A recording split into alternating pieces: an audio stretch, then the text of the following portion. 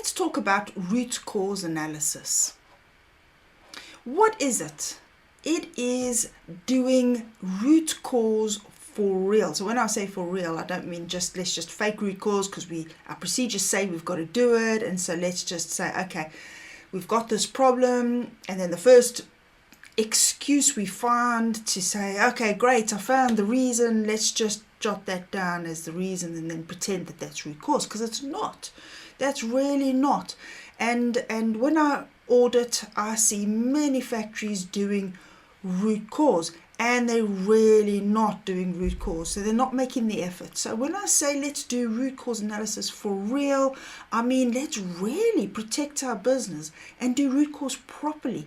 Let's make sure that instead of just looking at the symptom and seeing the problem and just doing a superficial examination of what the root might be underlying that problem, let's really protect our business by making sure that we find all of those roots. So yeah, quite often there is one primary root, like a carrot being the main root, but more often than not there are several roots, and those several roots are all contributing factors helping to cause this problem.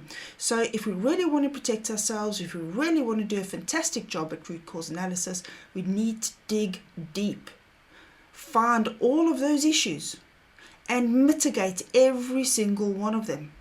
That's really doing root cause thoroughly, and that's doing root cause for real. So let's also take a look at what root cause is not. Okay, it's not about just pointing the finger or finding reasons to blame other people as an excuse, rather than us doing the work to find the actual root cause. And it's not just stopping short when we do find a few things we can jot down on a piece of paper. And so that's definitely what it's not.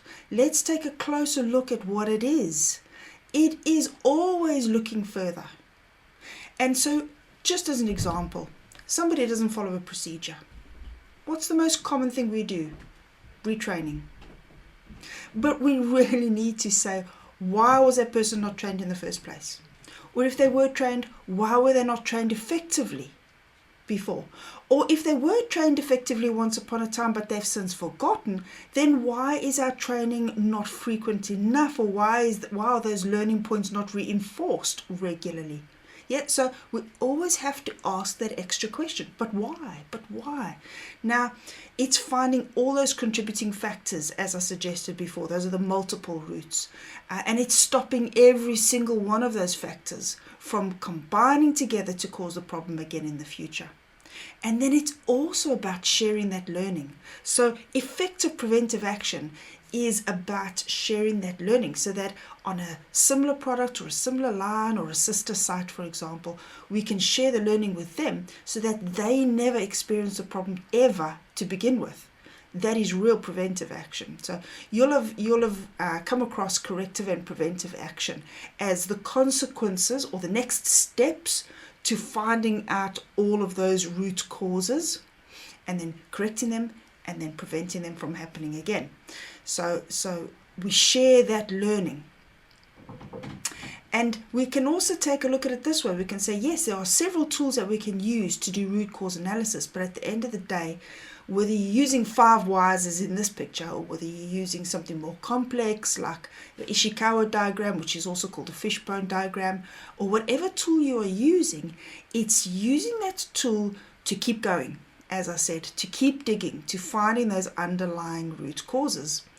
And so using 5 whys is the most common method that we see because it's so easy and everybody understands asking why several times.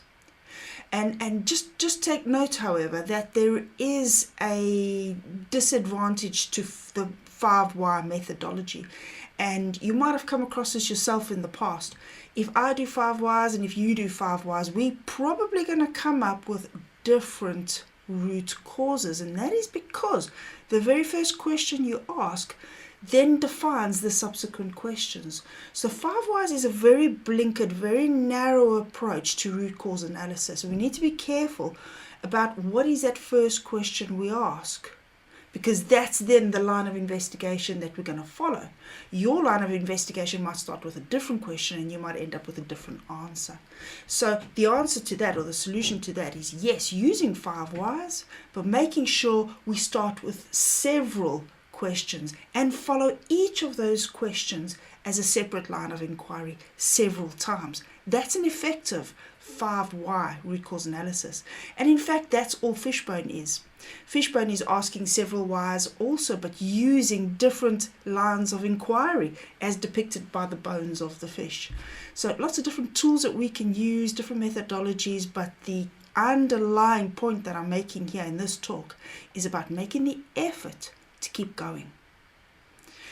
And so what does root cause give us? It gives us continuous improvement. And you might use something like Plan, Do, Check, Act, PDCA in your business, or you might use other continuous improvement methodologies.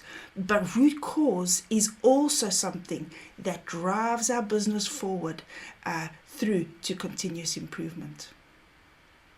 If you want to find out more, you can always attend our BRC root cause analysis course, which is one of the courses that contributes towards gaining professional recognition, and you can visit our website for further details if you're interested.